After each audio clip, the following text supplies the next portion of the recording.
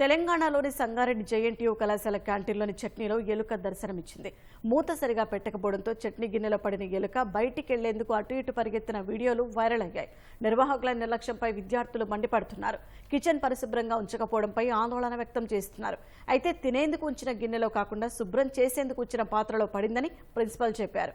కావాలనే కొందరు విద్యార్థులు దుష్ప్రచారం చేస్తున్నారని వివరించారు.